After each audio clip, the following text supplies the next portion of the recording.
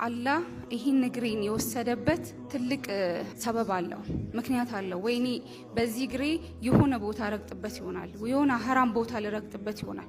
ያንን ከልክሎኝ ይሆናል ዛሬ ላይ ቆርጦት የወሰደው። ዛሬ ላይ የኔን እግሬ ቆረጠውና እኔን ካንሰር ያመጣብኝ ስላልወደደኝ አይደለም፣ ስለሚወደኝና እናንተን ደግሞ እንድትማሩ ፈልጎ ሊሆን ይችላል። ገባችኋ? እናንተ እንድትማሩበት እኔን ሰበብ አድርጎ ወይ እህቶቼ እናንተም እንደዛው እንድትማሩበት። አሁን እኔን አይቶ ሁላችሁም ያላዘናለ የለም፣ ግን እኔ የኔን ቪዲዮ ስታዩ ያላመሰገነስ አለ እንዴ? ሁላችሁም አመስግናችኋል። አልহামዱሊላህ። ለዛም ፈልጎ ይሆናል የኔን እግር የቆረጠው እና አልহামዱሊላህ ረቢል ዓለሚን መማሪያ ስላደረገኝም ምሳሌ ስላደረገኝም አልহামዱሊላህ። እና ያው እምላችሁ ሁሌም ሰብር አድርጉ፣ ጠንካራ ሁኑ፣ ጠንካራ ሴቶች ሁኑ፣ ምንም አታማርሩ።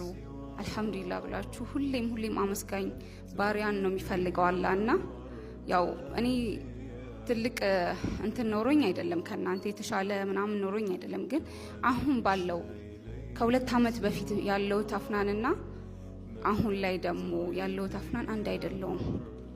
ለዛ ነው ትንሽ ከራሴ ያለውን ልምድ ላካፍላችሁ ወደዚህ የመጣሁት።